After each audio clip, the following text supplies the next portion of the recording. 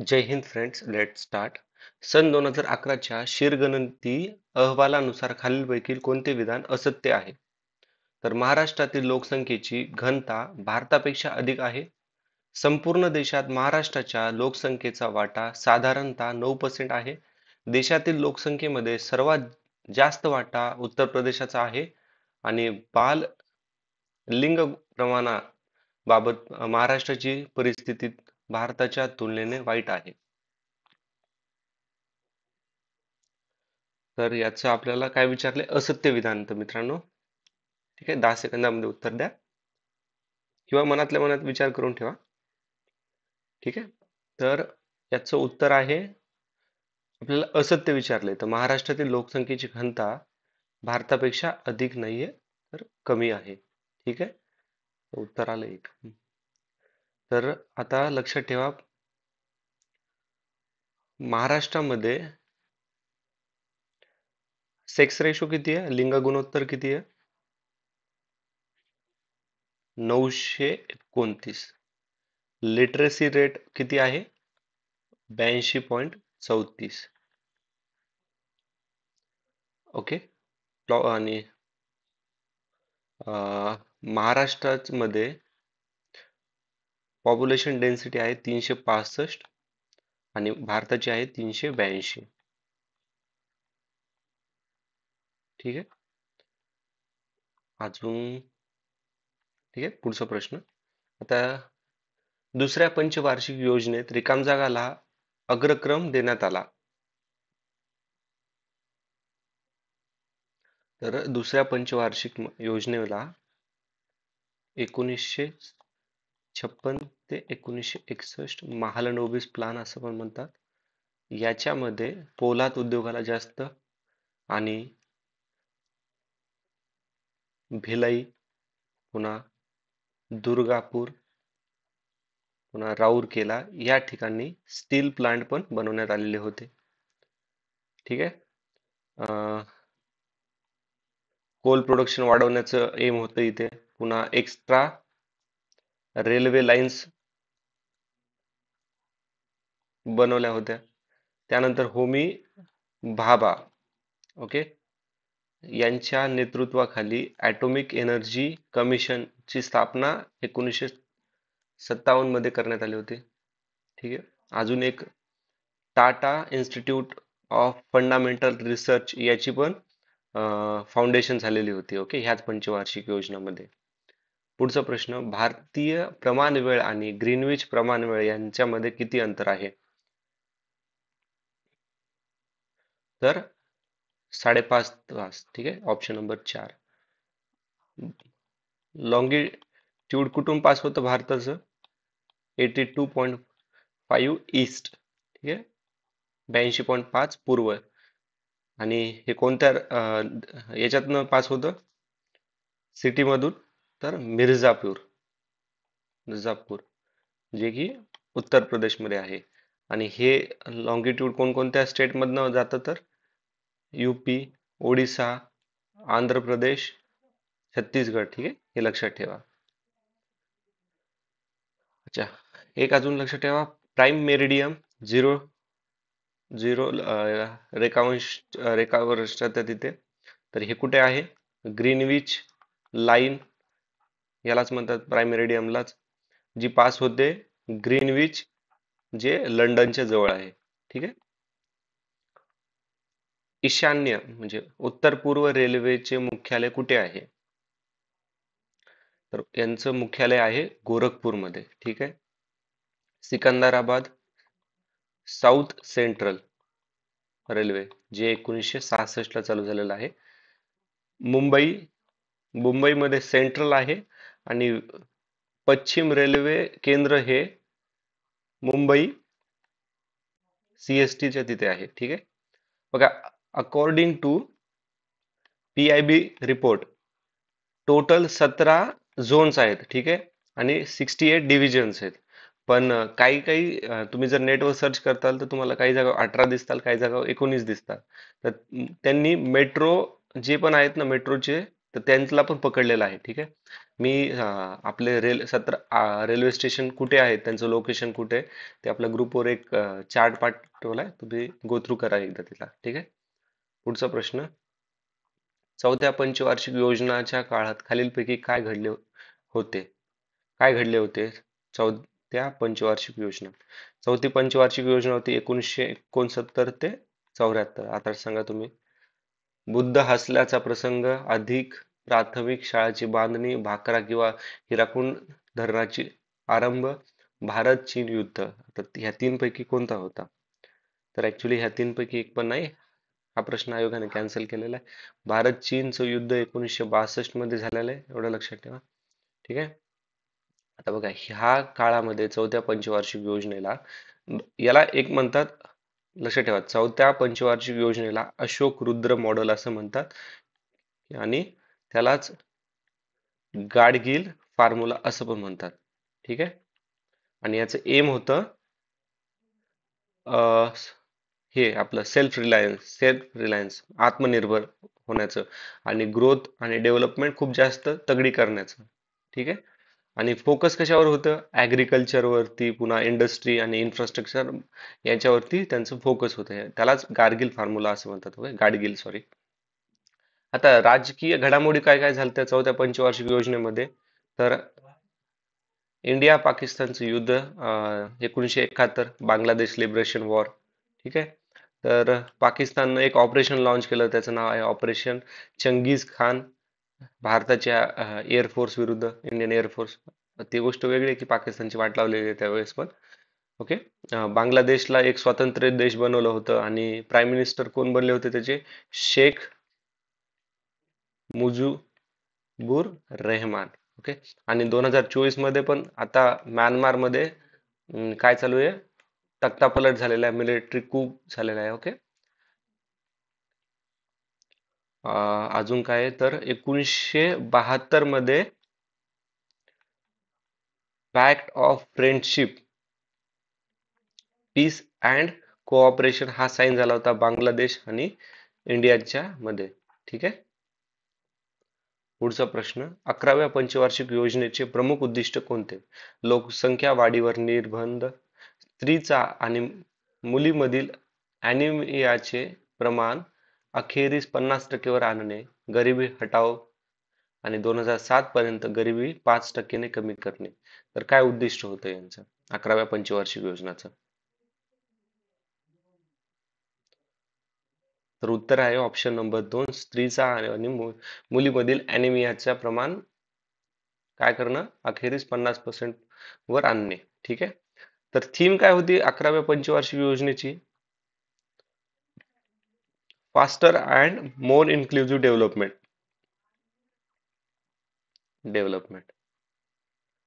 ठीक आहे. पुन्हा पिण्यासाठी पिण्यायोग्य पाणी पुरवणं सर्वकडे 2009 पर्यंत. ओके. पिण्यायोग्य पाणी पुरवणे. त्यानंतर ऍग्रिकल्चरचं प्रोडक्शन 4% न वाढवायचं, हे एम होतं त्यावेळेस. अजून पुन्हा सर्व्हिस सेक्टर मध्ये 9% वाढ करायची, आणि इंडस्ट्रीमध्ये 11%, सॉरी 10%, वाढ करायची होती. ग्रोथ रेट 10% करायचा होता, असं हे होतं, एम ठरवलेलं होतं. ठीक आहे. पुन्हा अजून काय? हा, इन्व्हायरमेंट सस्टेनेबल करण्याचं पण त्याच्यामध्ये एक एम होतं. ठीक आहे.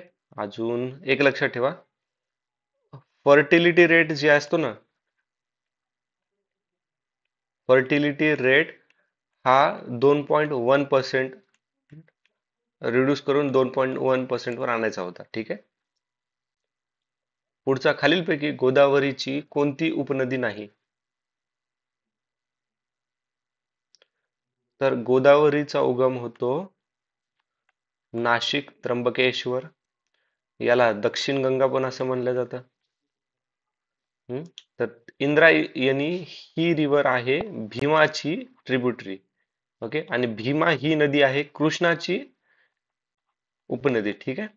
आता इंद्रा इंद्रायणी, ही इंद्रायणी, इंद्रावती नाही, इंद्रावती गोदावरीची आहे, प्रवरा दुधना. ठीक आहे. आता गोदावरीची सर्वात लॉंगेस्ट उपनदी कोणती आहे? ती आहे मांजरा. ठीक आहे. आणि लार्जेस्ट कोणती आहे तर बघा, हे लॉंगेस्ट आणि लार्जेस्ट मध्ये कन्फ्युज नका हो. ठीक आहे. शब्दात फरक असतो. लॉंगेस्ट म्हणलं की लांब, आणि लार्जेस्ट मध्ये व्हॉल्यूम किती पाणी हे होतं, की येऊन मिळतं. तर प्राणहिता हे लार्जेस्ट आहे आणि लॉंगेस्ट मांजरा आहे. ठीक आहे. महाराष्ट्र राज्यात जंगलाखालील क्षेत्राचे प्रमाण किती पर्सेंट आहे? तर 21% आहे. सर्वात जास्त कोणत्या राज्याचं आहे तर आंध्र प्रदेश. ठीक आहे. आंध्र प्रदेश देश. आता गडचिरोली सॉरी, गडचिरोली जिल्ह्यामध्ये सर्वात जास्त म्हणजे 68.81% हे कशा आहे, फॉरेस्ट अंडर आहे. ओके, जंगलाखालील क्षेत्र आहे. आणि सर्वात कमी लातूर आहे 0.18 ला. ठीक आहे. आणि पुणे आहे 10.94%. पुढचा प्रश्न, महाराष्ट्राची निर्मिती रिकाम जागा रोजी झाली?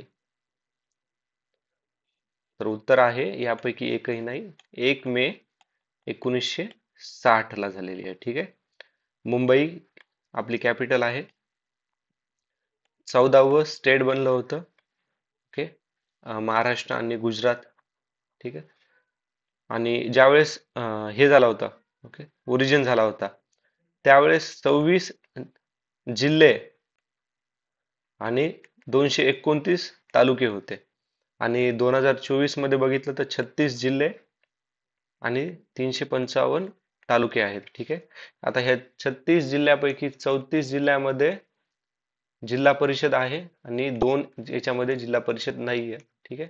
तो एक प्रश्न आपण लास्ट टाइम बघितला होता, मुंबई आणि मुंबई उपनगर. ठीक आहे, याच्यामध्ये नाहीये. का नाहीये ते पण आपण पाहिलेलं आहे. माथेरान हा प्रसिद्ध घाटमाथा रिकाम जागा जवळ आहे. आता बघा, नेरूळ आणि नेरळ जवळजवळचे ऑप्शन आहेत, म्हणजे ह्या दोन पैकीच कोणतं तरी उत्तर असणार आहे. तर नेरळ या ठिकाणी आहे आणि हा रायगड जिल्ह्यामध्ये आहे. ओके. आणि आता लक्षात ठेवा, याची लोकेशन कुठे आहे? वेस्ट घाटामध्ये, म्हणजे सह्याद्रीच्या तिथे. आता महाराष्ट्रामध्ये जर असं विचारलं कोणकोणते हिल स्टेशन्स आहेत किंवा कोणकोणते फेमस हे आहेत थंडीचे ठिकाणं, तर त्याच्यात लक्षात ठेवा पंचगमी, पुन्हा किचका किचकाधारा, अजून आहे महाबळेश्वर आणि भंडारदरा. ठीक आहे, हे 4 लक्षात ठेवा. आणि माथेरान एक 5 हे थंड हवेचे ठिकाण आहेत. भारताची पहिली पंचवार्षिक योजना केव्हा सुरू करण्यात आली होती? उत्तर आहे 1 एप्रिल 1951. 1950 पासनं प्लॅनिंग कमिशनची सुरुवात करण्यात आली होती. पंचवार्षिक योजना आपण USSR कडनं बॉरो केलेली आहे. आणि USSR म्हणजे सोव्हिएत युनियन, म्हणजे आजचा रशियाचा भाग. ठीक आहे. तर जोसेफ स्टॅनलिन या याने जोसेफ स्टॅनले याने USSR मध्ये पंचवार्षिक योजना सुरू केली होती. ठीक आहे, 1928 मध्ये. आणि आपण यांच्याहून इन्स्पायर होऊन 1950 मध्ये प्लॅनिंग कमिशन बसवलं आणि 1 एप्रिल 1951 ला पंचवार्षिक योजना सुरू करण्यात आली होती. ठीक आहे. खालीलपैकी जिल्ह्याच्या कोणत्या जिल्ह्यांचा पर्जन्यछायेच्या क्षेत्रात समावेश होतो? Which of the following district fall in the rain shadow area? तर उत्तर आहे सांगली, सोलापूर आणि अहमदनगर, ऑप्शन नंबर 4. ठीक आहे. तर आता याच्यात लक्षात ठेवा, मराठवाडा डिव्हिजन इथे पण जो रेन शॅडो एरियामध्ये येतो. आणि महाराष्ट्रामधील 30 पेक्षा जास्त भाग हा रेन शॅडो एरियामध्ये येतो. ठीक आहे. पर्जन्य छायेत येतो. आता एक लक्षात ठेवा. अं, ज्यावेळेस मान्सून येतो ना त्यावेळेस सर्वात जास्त सह्याद्रीमध्ये पाऊस पडतो. ठीक आहे. सह्याद्रीतले पाऊस पडल्यानंतर जसा जसा तो पुढे जातो तसं तसं पावसाची डेन्सिटी कमी होते. ठीक आहे. आणि ज्या वेळेस मराठवाड्यापर्यंत ते मान्सून वारे जातात तोपर्यंत त्या ढगामध्ये जास्तचा पाऊस राहत नसतो. पुढचा प्रश्न. खालीलपैकी कोणत्या ठिकाणी दैनिक सरासरी तापमान कक्षा जास्त आहे?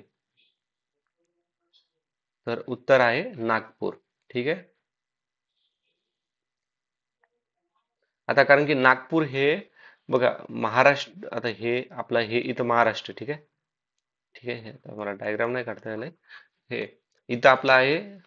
इथं आपलं सह्याद्री, हे कोकण रेंज. ठीक आहे. आता हे समुद्र किनारा आहे. आता पाऊस कुठं पण पडण्यासाठी ना काही फॅक्टर्स असतात. समुद्र किनाऱ्यापासून किती अंतर आहे. ठीक आहे. पुन्हा माउंटेन सॉरी मान्सून रेंजेस कुठून वाहत आहेत. पुन्हा लोकल फॅक्टर काय काय येतं. प्रेशर बेल्टचं काय काय कुठं कुठं कोणते आहेत.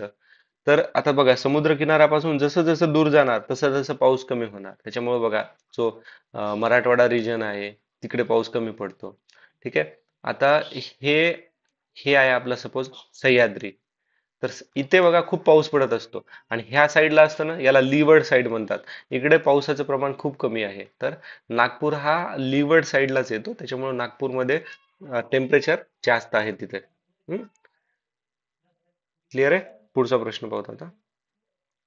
कोकणात रेल्वे प्रकल्पासाठी कोणते रेल्वे कॉर्पोरेशनची स्थापना करण्यात आली होती? केव्हा स्थापना करण्यात आली होती? तर याची स्थापना करण्यात आली होती 1990 ला. ठीक आहे. मुंबई आणि मँगलोरला कनेक्ट करतं कोकण रेल्वे. आणि कोकण रेल्वे याला बघा इंजिनिअरिंगचा मार्वल असं म्हणतात. Marvel of modern engineering. ठीक आहे. महाराष्ट्र, गोवा आणि कर्नाटक या 3 राज्यातनं हा जातो. ओके. पुढचा प्रश्न. सातपुडा पर्वतरांगेमुळे रिकामजागा व रिकामजागा नद्यांची खोरे वेगळी झालेली आहे. तर उत्तर आहे नर्मदा आणि तापी. नर्मदाचा उगम आहे अमरकंटक प्लॅट्यू मध्ये, जो की मध्य प्रदेशात आहे. ही मध्य प्रदेश, महाराष्ट्र, गुजरात या ठिकाणी फ्लो करते आणि शेवटी अरबी समुद्राला जाऊन मिळते. त्यामुळे हिला वेस्टर्न फ्लोईंग रिव्हर असं पण म्हणतात. आणि ही सर्वात मोठी वेस्टर्न फ्लोईंग रिव्हर आहे. ओके. पश्चिम वाहिनी नदी आहे सर्वात मोठी. त्यानंतर तापी, हिचा ओरिजिन होतो सातपुडा रेंज, जे मध्य प्रदेशामध्ये आहे. ठीक आहे. ही मध्य प्रदेशातून महाराष्ट्र, गुजरातमध्ये वाहते, अरबी समुद्राला मिळते. ही पण एक वेस्टर्न म्हणजे पश्चिम वाहिनी नदीच आहे. पुढचा प्रश्न. कोकणात आर्द्रता सर्वात प्रमाण नेहमी जास्त असण्याचे कारण कोणते? ठीक आहे. तर उत्तर आहे ऑप्शन नंबर 2, सागर किनारा. मी आत्ताच असं म्हणलं होतं ना, समुद्रापासून डिस्टन्स पाऊस पडण्यासाठी मॅटर करतं. ठीक आहे. पण आता त्याचबरोबर समुद्राच कोस्टल रिजन असल्या कारणाने काय होतं, तिथली आर्द्रता नेहमी जास्त असते. त्यामुळे आपल्याला 12 पण महिने काय पाहायला मिळतं, एक्स्ट्रीम टेम्परेचर आणि सीझनल रिदिम्स. ओके. म्हणजे इथे एवढं हे नसतं बघा. 12 पण महिने इथलं टेम्परेचर आहे ना, हे 12 पण महिने सारखेच असतात. ओके. इथं कधीच टेम्परेचर वाढत नाही. म्हणजे असं नाही की उन्हाळा खूप गरम आहे, हिवाळा खूप हे आहे. तर याच्यामध्ये एवढा चेंजेस नसतो. ठीक आहे. जेवढा ह्या कोस्टल रिजनच्या बाहेरचे जे देश आहेत, आपलं सॉरी बाहेरचे जे राज्य आहेत, बाहेरचे जे डिस्ट्रिक्ट आहेत ना, त्यांना जास्त हे आता नॉर्मली एक्झाम्पल बघा. काय म्हणतात, नागपुराला काय सर्वात जास्त गरमी लागते. ठीक आहे, उन्हाळ्यामध्ये. पण ऍज कम्पॅरेटिव्हली कोकणामधील जो किंवा सागर किनारपट्ट्यावरील जे हे असतात ना, प्रदेश असतो, तिथल्या प्रदेशांना एवढा एक्स्ट्रीम चेंज पाहायला नाही मिळत. ठीक आहे. तर असा जर प्रश्न विचारला की अच्छा हे काय आर्द्रता प्रमाण नेहमी जास्त असण्याचे कारण कोणते? किंवा असा प्रश्न विचारला की कोकणामध्ये कधीच टेम्परेचर एक्स्ट्रीम लेवलला जात नाही किंवा त्याच्यामध्ये सीझनल चेंजेस पण जास्त प्रमाणात पाहायला मिळत नाहीत. तर त्याचं पण उत्तर असणार सागरी किनारा. ठीक आहे. आय होप क्लिअर आहे. महाराष्ट्रामध्ये खालीलपैकी कोणती नदी पश्चिम वाहिनी नाहीये? पश्चिम वाहिनी नाहीये, वेस्टर्न फ्लोईंग नाहीये. तर ती आहे भीमा नदी. ओके. आणि कोणकोणत्या पश्चिम वाहिनी आहेत? वशिष्ठी, तापी, नर्मदा, उल्हास. ओके. पुन्हा साबरमती, माही आणि सरस्वती एक आहे. नेक्स्ट प्रश्न. महाराष्ट्रात नैऋत्य मोसमी वाऱ्यापासून किती प्रमाण पाऊस पडतो? तर 85% पाऊस पडतो. खालीलपैकी कोणते विधान विंध्य पर्वताला लागू पडत नाही? विंध्य प्रणाली अग्निजन्य म्हणजेच इग्नियस रॉक पासून बनलेली आहे. तिची खोली 4000 मीटर पेक्षा जास्त आहे. या प्रणालीने गंगेचे मैदान व दख्खनचे पठार वेगळे होतात. गंगेचे आणि ही प्रणाली तांबड्या वाळू काश्मासाठी प्रसिद्ध आहे. तर विंध्या पर्वतामध्ये बघा हे अग्निजन्य खडक नसून सेडिमेंटरी रॉक्स आहेत. ओके. सेडिमेंटरी रॉक्स पासून बनलेली आहे. आणि विंध्य पर्वत हे कोणकोणत्या राज्यात आहे? तर गुजरातमध्ये काही भाग आहे, मध्य प्रदेश, युपी, पुन्हा बिहार आणि छत्तीसगड मध्ये आपल्याला विंध्य पर्वत पाहायला मिळतात. ओके. म्हणजे त्यांच्या रांगा पाहायला मिळतात. आणि मध्य प्रदेशमध्ये जी विंध्य पर्वताची रांग आहे तिथे आपल्याला कालुमर नावाचं सर्वात मोठं पीक पाहायला मिळतं, ज्याची हाईट आहे 752 मीटर. ठीक आहे. कालुमर. ठीक आहे. काळुमर लक्षात ठेवा. जसं सह्याद्री मधलं कळसुबाई आहे तसं हे कालुमर. आता विंध्य पर्वत पाहिले आपण. आता लगेच सातपुडा पर्वत पाहूयात. याच्या आधी पण ऑप्शन मध्ये होतं. सातपुडा हे गुजरात, महाराष्ट्राच्या काही भागात, मध्य प्रदेश आणि छत्तीसगड या ठिकाणी आपल्याला पाहायला मिळतात. आणि सातपुडा मधील सर्वात मोठं पीक कोणतं आहे? तर धूपगड. ओके. धूपगड जिची हाईट आहे 1350 मीटर. ठीक आहे. पुढचा प्रश्न. महाराष्ट्रात ठिबक जलसिंचन पद्धती कोणत्या पिकासाठी जास्त उपयुक्त ठरली आहे? ठिबक सिंचन म्हणतात ते.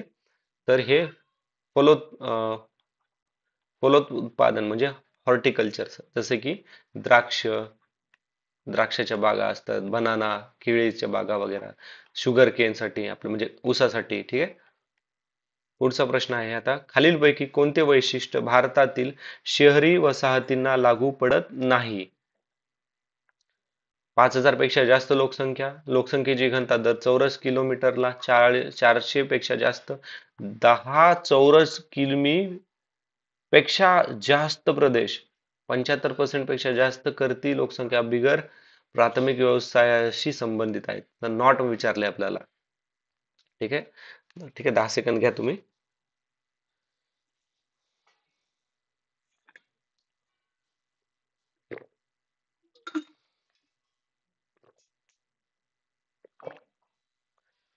तर उत्तर आहे 10 चौरस किलोमीटर पेक्षा जास्त प्रदेश हा लागू पडत नाही याच्यात. ठीक आहे.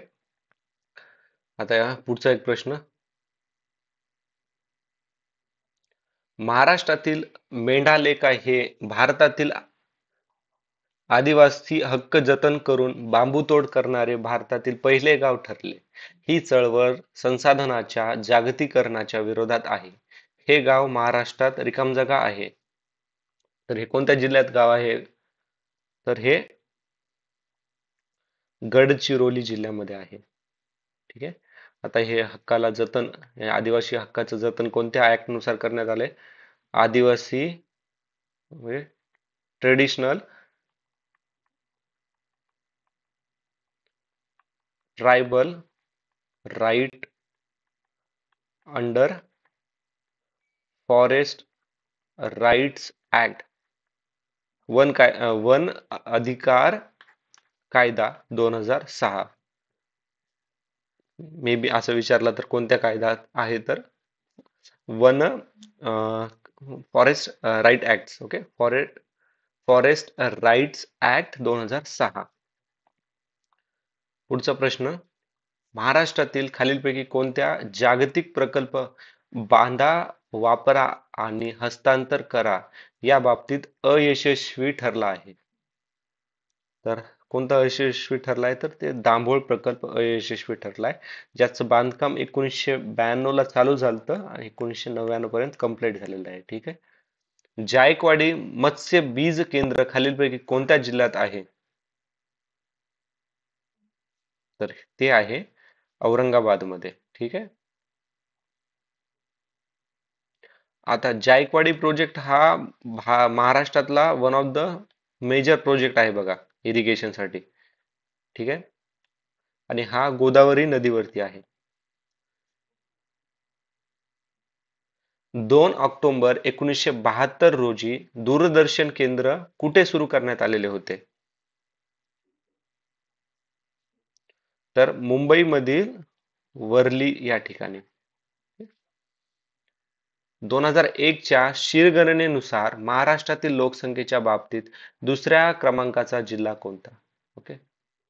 आपण आताच अर्बन शहरीकरणाचा एक प्रश्न बघितला होता. ठीक आहे. तर उत्तर आहे याचं 2 नंबरचा विचारलाय. ओके, तर ठाणे. आणि 2011चा जर विचारला तर ठाणे हा 1 नंबरला गेला होता त्यावेळेस. ठीक आहे. हम्म. आणि ठाण्यामध्ये आता 2011च्या शिरगणनेनुसार ठाण्यामध्ये महाराष्ट्रातील 9.84% लोकसंख्या राहते. ठीक आहे. पंचायत समितीच्या कोणत्याही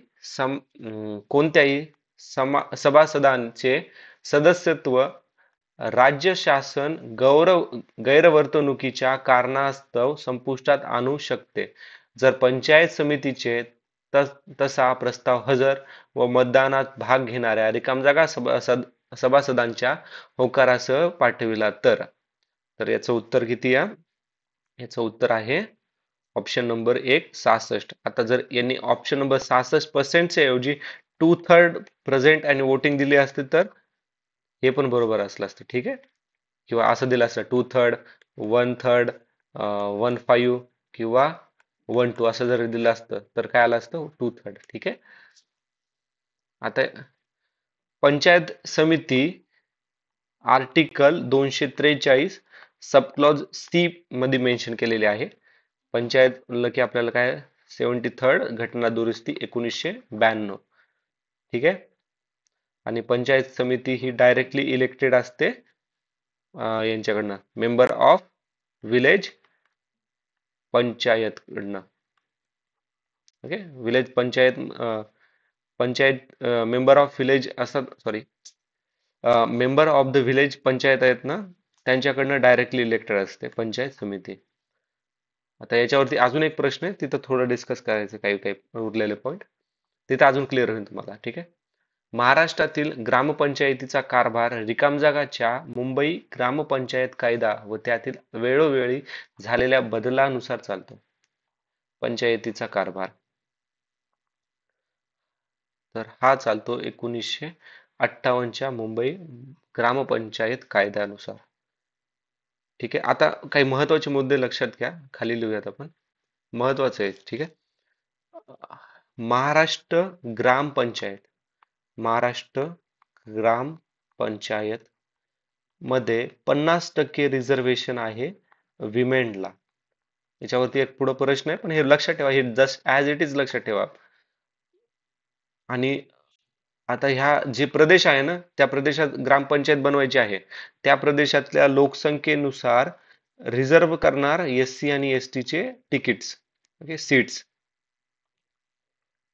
पुन्हा 27% रिझर्वेशन हे ऑदर बॅकवर्ड क्लास म्हणजे OBC वाल्यांना असणार. आता ग्रामपंचायत मध्ये एज किती पाहिजे? 21 वर्ष, ज्याला ग्रामपंचायत लढवायची असेल त्याचं. मतदानाचा अधिकार तर 18लाच आहे. आता इथं एक लक्ष ठेवा, मी पुढे अजून एक कन्सेप्ट सांगणार आहे, एक पुढे प्रश्न आहे तिथे. ठीक आहे. म्हणजे प्रश्नाच्या तिथे कन्सेप्ट सांगितलं ना, अजून जास्त क्लॅरिटी येते. ओके. अजून याच्यामध्ये बघा 5 वर्षाचा कालावधी असतो यांचा. अजून सपोज आता बघा, अ, तुमची आता हे 5 वर्ष झाले, 4.5 वर्षेपर्यंत चालली आणि 4.5 वर्षाला ती ग्रामपंचायत काय झालं, खारीज करण्यात आली किंवा काही कारणास्तव ती हे झाली. तर 6च महिने बाकी येतं नवीन इलेक्शन होण्यासाठी. तर काय होणार, तर हे 4.5 इथं ज्यावेळेस इलेक्शन कंडक्ट करतात ना, तिथूनच पुढचा 5 वर्षाचा कार्यकाळ चालू होतो. पण आता लक्षात ठेवा, ही जर 3 वर्ष चालली किंवा 4 वर्ष चालली असती, तर उर्वरित काळासाठीच इलेक्शन झाले असते त्यांचे. ठीक आहे. अं, अजून कोणता महत्वाचा आहे का याच्यात?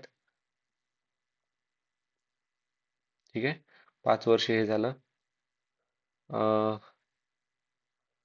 अजून ठीक आहे, एवढेच आहेत महत्वाचं मध्ये.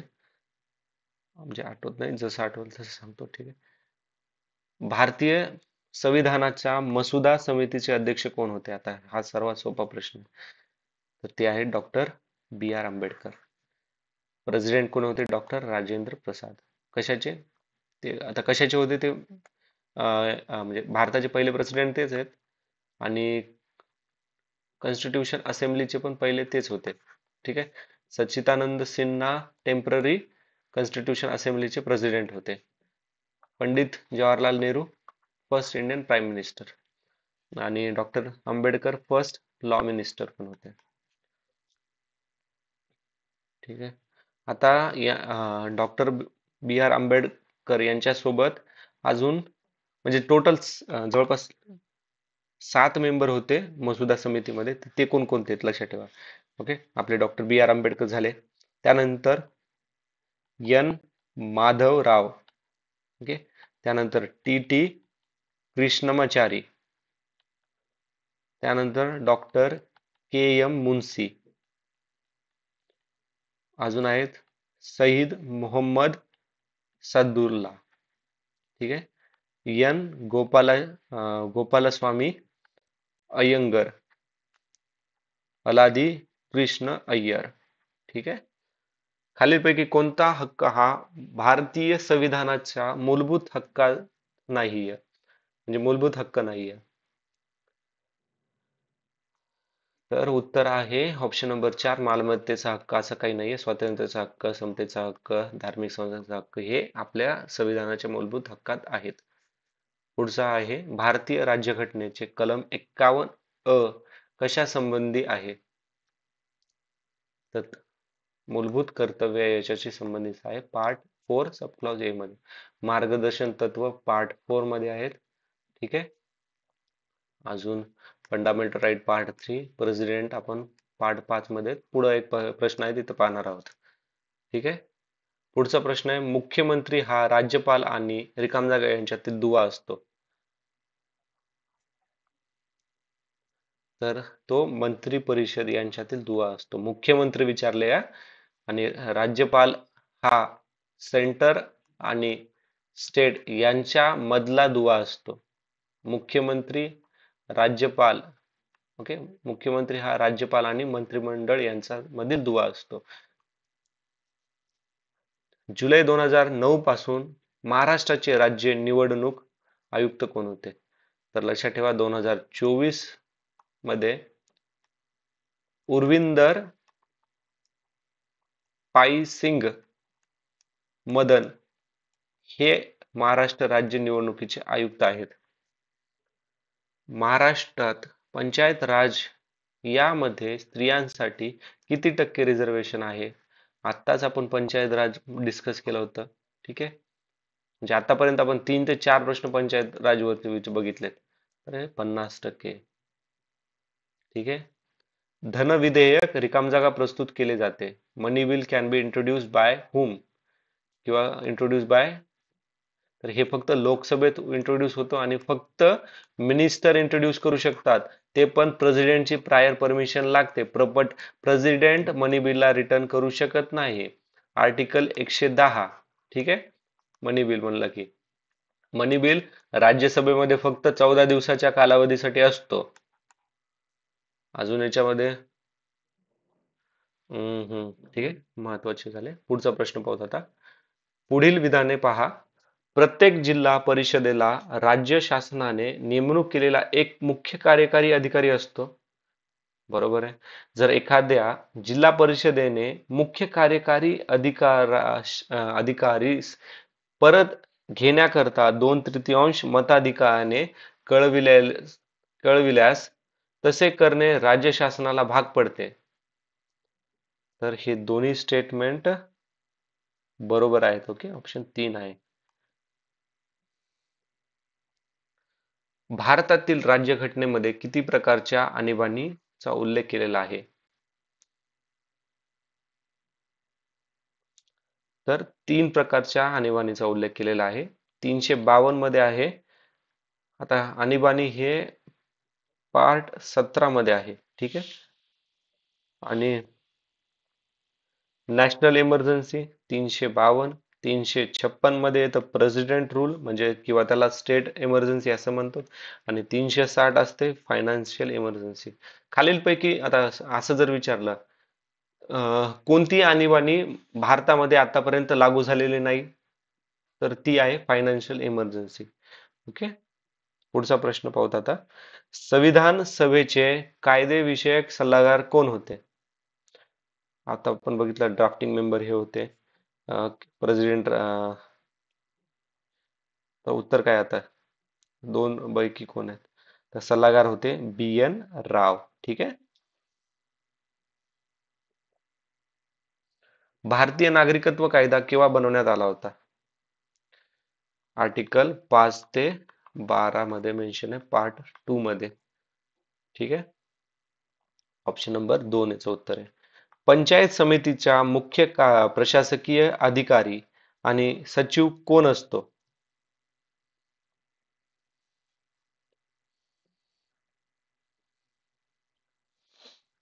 तर तो असतो गट विभाग अधिकारी. रिकाम जागा लोकसंख्या असणाऱ्या गावासाठी एकत्रितपणे गट ग्रामपंचायत स्थापन करता येते. तर 500 पेक्षा कमी लोकसंख्या असणाऱ्या गावामध्ये एकत्रितपणे गट, हे वर्ड लक्षात ठेवा, गट ग्रामपंचायत. ठीक आहे. हम्म. ग्रामसभेचे सदस्य होण्यासाठी ग्रामसभेचे सदस्य होण्यासाठी किमान वय किती? सदस्य होण्यासाठी. आणि ज्या गावामध्ये ग्रामसभा असते तिथले सर्व लोक कोण असतात? ते सदस्य असतात. त्यांचं वय किती आहे? 18 वर्ष. ठीक आहे. आणि ग्रामपंचायतसाठी 21 वर्ष लागतात. ओके. ग्रामपंचायतच्या सीट. आता ग्रामपंचायतीमधून तुम्हाला जर निवडून यायचं असेल ना ग्रामपंचायतमध्ये, तुम्हाला त्याच ज्या आता ह्या एरियामधली ग्रामपंचायत उभा करायची ना, तर त्याच एरियामधलं तुम्ही राहणारे किंवा तुमचं इलेक्टोरेट तिथलंच पाहिजे. ठीक आहे. राहण्यापेक्षा इलेक्टोरेट तुमचं तिथलंच पाहिजे. माहितीचा अधिकार अधिनियम 2005 हा ह्या हेतूने करण्यात आला. भारत शासनाच्या कार्यात पारदर्शकता आणि जबाबदारी वाढीव म्हणून भ्रष्टाचार रोखणे, नोकरशाहीवर जनतेचा अंकुश निर्माण करणे, लोकशाही खऱ्या अर्थाने जनतेसाठी कार्यान्वित करणे. आता बघा, आणि ब तर आपल्याला माहिती आहे, बरोबर आहे. ठीक आहे. आणि ब पर्यंत आता हे कट झालं. आता ह्या 3 मध्ये आपल्याला डिसाईड करायचं, अ ब किंवा क आहे का ड? तर याचं उत्तर आहे ऑप्शन नंबर 4, ड. ठीक आहे. पुढचा प्रश्न आहे आता. भारताच्या राष्ट्रपतीच्या निवडणुकीस मतदार कोण करतात? कोण मतदान करतात? तर आता राष्ट्रपती आर्टिकल 52 ते 64 पार्ट 5 आपण आताच वर बघितलं होतं. आता एक लक्षात ठेवा. ठीक आहे. आर्टिकल 54 मध्ये इलेक्शन निवडणुकीचं हे केलंय, मेन्शन केलेलं आहे. आणि आर्टिकल 55 मध्ये प्रोसिजर किंवा मॅनर ऑफ इलेक्शन हे केले, मेन्शन केले. तर यांच्यामध्ये कोण कोण इलेक्शन, आता हे डायग्राम मध्ये बघा, लोकसभा, राज्यसभा, ओके, आणि स्टेट लेजिस्लेटिव्ह म्हणजे विधान सभा. ठीक आहे. आणि हे नवी दिल्ली आणि पुदुच्चेरी. हे दिल्ली आणि पुदुच्चेरी. ठीक आहे. राज्यसभेमधील जे डायरेक्टली इलेक्टेड आहेत ते लोकसभेमधले इलेक्टेड, राज्यसभेमध्ये इलेक्टेड, विधानसभेमधील इलेक्टेड. ओके. आणि दिल्ली आणि पुदुच्चेरी मधले फक्त इलेक्टेड. हे सर्व काय करणार, प्रेसिडेंटला मत करू शकतात. आता बघा, पण जे नामनिर्देशक आहेत, याच्यामधले पण नामनिर्देशक 12. ओके, इकडले पण नामनिर्देशक. ठीक आहे. तर हे मतदान करू शकतात का? मित्रांनो, हे मतदान करू शकत नाहीत. ठीक आहे. आणि आता प्रेसिडेंटला इम्पीच करायचं असेल, ओके, त्यांना रिमूव्ह करायचं असेल, तर कोण मतदान करू शकतं? लोकसभा आणि राज्यसभा यांच्यातील मेंबर इलेक्टेड असू किंवा नामनिर्देशक असू, हे दोन्ही पण करू शकतात. इकडल्यांचा काही रोल नसतो. ठीक आहे. आय होप क्लिअर आहे ही पूर्ण प्रोसिजर. हा, आता एक एक मुद्दा लक्षात ठेवा. प्रेसिडेंटला काय म्हणतात अजून? प्रेसिडेंटला काय म्हणतात? प्रेसिडेंटला म्हणतात हेड ऑफ स्टेट. आणि हेड ऑफ गव्हर्नमेंट कोण म्हणतात? हेड ऑफ गव्हर्नर कोणाला म्हणतात? तर ते म्हणतात प्रधानमंत्रीला.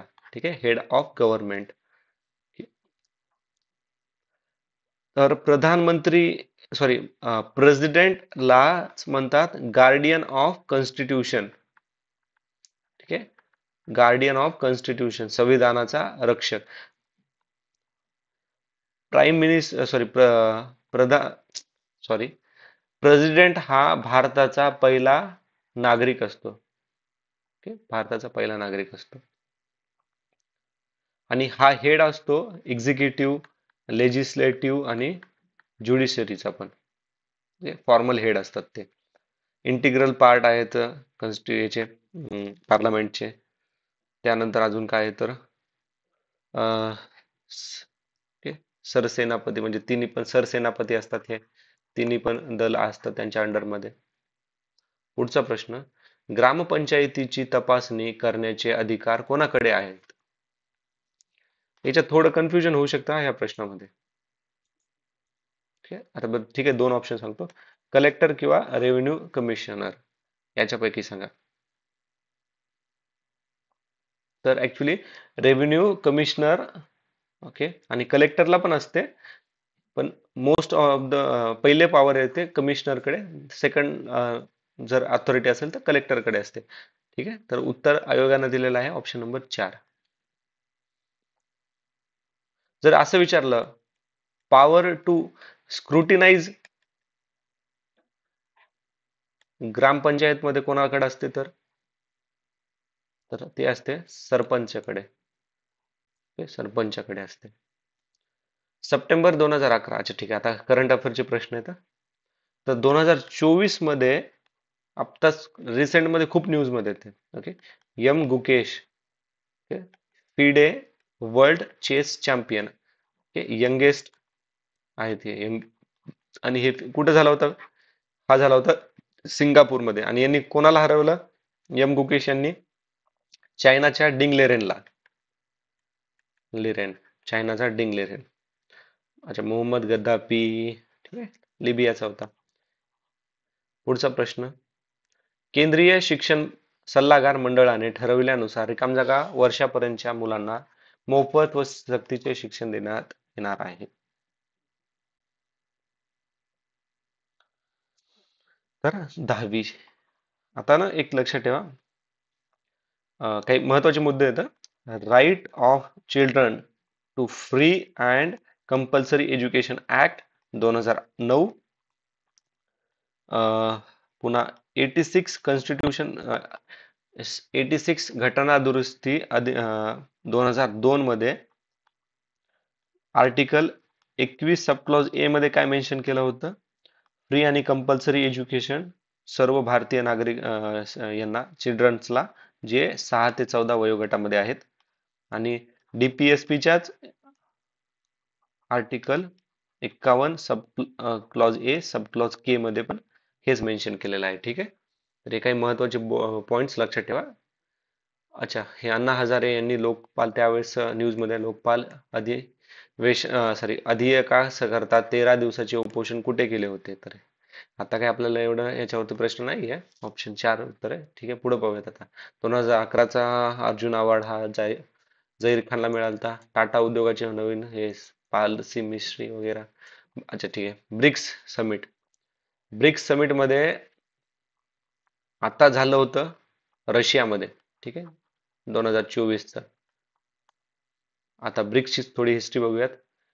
2001 मध्ये ब्रिक्स चालू झालं होतं. सुरुवातीला हे फक्त ब्रिक होतं. 2009-10 मध्ये साऊथ आफ्रिका जॉईन केले. तर सध्या आता ब्रिक ह्या शब्दाचा कोणी सांगितला? हा ब्रिक हा शब्द कोणी टर्म कॉइन केलेला आहे? तर हा केला होता गोल्डमन सॅचियस. ठीक आहे. याच्यामध्ये कोणकोणते कंट्रीज येतात? ब्राझील, रशिया, इंडिया, चायना आणि साऊथ आफ्रिका हे 5 आहेत. आता न्यूली ऍड झालेले कोणते येतं? South Africa, Iran, Egypt, Ethiopia आणि UAE. ठीक आहे. 1 एप्रिल 2000 आता लक्षात ठेवा. आता GST लागतो, direct tax. GST goods service tax. आणि याचे 4 स्लॅब कसे पडतात? तर काही 0% वाले, मग 5%, 12%, 18% आणि 28%. ठीक आहे, हे मुद्दे लक्षात ठेवा. पुढे आपल्याला याच्यावर असेच प्रश्न बनणार आहेत, त्यावेळेस आधी माहिती भेटून. ठीक आहे. अच्छा, हा त्यावेळेसचा करंट अफेअर आहे, काही इम्पॉर्टंट नाही. छत्तीसगड उत्तर होतं. 2011 मध्ये कोणता नव्या ओके 2011 दक्षिण सुदान. आता करंट न्यूज मध्ये पण खूप साऱ्या दक्षिण सुदानचं चालू आहे. बघूयात आता दक्षिण सुदानचे अजून किती पाड पडतात. सनदी सेवकांना रिकामजागा बनण्याची परवानगी नाही, तर संसद सदस्य बनण्याची त्यांना परवानगी नसते. आता चुकीची जोडी ओळखा. तर हे काही आपल्याला रिलेव्हंट नाही आतासाठी. पुढचा आहे, बिनविरोधी निवडून येणाऱ्या लोकसभेच्या पहिल्या सभापती होत्या मीरा कुमार.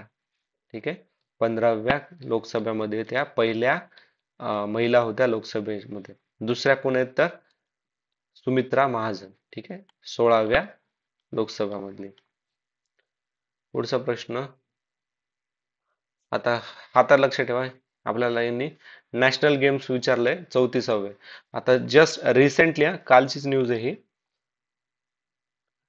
38 नॅशनल गेम्स हे कुठे? उत्तराखंड मधील CM पुष्कर सिंग धामी आणि इंडियन ऑलिम्पिक असोसिएशनच्या प्रेसिडेंट. लक्षात ठेवा, खालील कोण इंडियन असोसिएशन इंडिया ऑलिम्पिक असोसिएशनच्या प्रेसिडेंट आहेत असं विचारलं तर काय येणार? PT उषा. PT उषा कोणत्या खेळाशी संबंधित आहेत? रनिंग. यांनी लॉन्च केला आहे 38 नॅशनल गेम्स. कुठे लॉन्च केलंय? देहरादून. ठीक आहे. आता काही स्टॅटिक मुद्दे लक्षात ठेवा. पहिलं इंडियन ऑलिम्पिक गेम लाहोर मध्ये झालं होतं. ओके, 1924 मध्ये. 1924 पहिलं international Indian Olympic first Indian Olympic games 1924 मध्ये झालं होतं. आणि भारत स्वातंत्र्य झाल्यानंतर पहिलं नॅशनल गेम 1948 मध्ये लखनौ या ठिकाणी झालेला आहे. ठीक आहे, हे मुद्दे लक्षात ठेवा. ठीक आहे, पुढचा प्रश्न काय? हा त्यावेळेस करंट अफेअर आहे. हे त्रिनिदाद व टोबॅगो, काही इम्पॉर्टंट नाही आहे. तांदळ उत्पादनाच्या जगात येतात 2024 मध्ये पण दुसऱ्या क्रमांकाला, 1 नंबरला चायना आहे. महाराष्ट्र शासनाने महिलांसाठी स्थानिक स्वराज्य संस्थेत आरक्षण शेवटी केव्हा वाढविले? तर हे वाढविले होते 2011 मध्ये. ठीक आहे, 50% रिझर्वेशन त्यांना आहे लोकल सेल्फ गव्हर्नमेंट मध्ये. आपण आताच वर एक मुद्दा पंचायत समिती, पंचायत राज, पुन्हा ग्रामपंचायत वाले तर होता ना, त्याच्यामध्ये डिस्कस केलं होतं. 14वी, तर ही 14वी नॅशनल गव्हर्नन्स कॉन्फरन्स आपल्याला विचारली आहे. तर लक्षात ठेवा, 2024 मध्ये 27वी नॅशनल गव्हर्नन्स ही कुठे झाली होती तर मुंबईमध्ये. ही मुंबईमध्ये आयोजित करण्यात आलेली होती आणि थीम होती याची विकसित भारत. ओके, विकसित भारत एवढंच लक्षात ठेवा, विकसित भारत. पुढचा प्रश्न आता, लोकायुक्त संस्था 1972 साली स्थापन करणारे भारतातील पहिले राज्य होते महाराष्ट्र. ओके, महाराष्ट्र लोकायुक्त आणि उपलोकायुक्त कायदा 1971. 2011-2020 हे दशक संयुक्त राष्ट्राकडून काय दशक म्हणून साजरे केले जाते?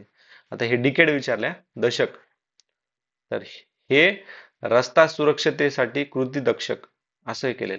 आता लक्षात ठेवा 2024 हे इंटरनॅशनल इयर ऑफ, आता हे ना लक्षात स्पेलिंग कडे लक्षात ठेवा, camelids. Okay, international year of camelids असं म्हणतात.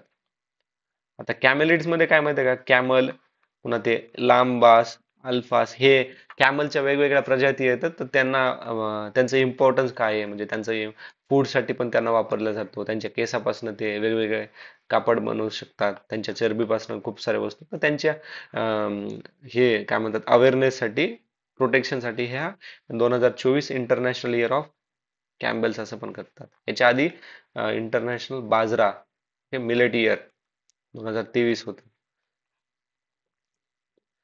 सर्वात अधिक बाल कामगार भारतात आहेत. पुढचा प्रश्न, 2011 साली नोबेल पुरस्कार प्राप्ती करणारी तवक्कुल करमान ही कोणत्या देशाची क्रांतीची माता म्हणून ओळखली जाते? तर ह्या येमेनच्या म्हणतात. ओके, हे इवन दो त्यावेळेस करंट अफेअर आहे, पण हे स्टॅटिक मध्ये थोडं लक्षात ठेवा. महाराष्ट्रातील कोणत्या व्यक्तीचे जन्मशताब्दीचे वर्ष 2012 मध्ये साजरे करण्यात येत आहे? त्यावेळेस करंट अफेअर आहे. तर हे यशवंतराव चव्हाण हे होते. यशवंतराव चव्हाण यांनाच लीडर ऑफ कॉमन पीपल असं पण म्हणतात. 8वे फायनान्स मिनिस्टर आणि पहिले महाराष्ट्राचे सीएम होते. ठीक आहे. यांच्याच म्हणजे यांनीच सातारामध्ये पहिली सैनिक स्कूल चालू केली होती. ठीक आहे. डिसेंबर 2011 मध्ये डर्बन शिखर परिषद कोणत्या जागतिक समस्येवरती चर्चा करण्यासाठी बोलावण्यात आले होते? तर ते आले होते पृथ्वीच्या वातावरणातील बदल. आता ह्या डर्बन समिटलाच काय म्हणतात, 17व कॉन्फरन्स ऑफ पार्टीज म्हणजे COP17. ठीक आहे, जे United nation framework convention on climate change यांनी कंडक्ट केलेलं होतं. पुढचा प्रश्न आहे, आंग सान सू हे कोणत्या कशाची यांच्याबाबत खालीपैकी कोणते कथन बरोबर आहे? तर म्यानमारमधील राष्ट्रीय लोकशाहीवादी पक्षांच्या नेत्या, नोबेल विजेता, 1991 मध्ये नोबेल पीस प्राइज भेटलेले गांधीवादांना समर्थन 4 आहे. ठीक आहे. सध्या म्यानमारमध्ये तख्तापलटचं सीन चालू आहे. ठीक आहे. ओके मित्रांनो, काही डाऊट असेल तर प्लीज मेन्शन करा आपल्या कमेंट बॉक्समध्ये. Thanks for watching, see you in next video. जय हिंद.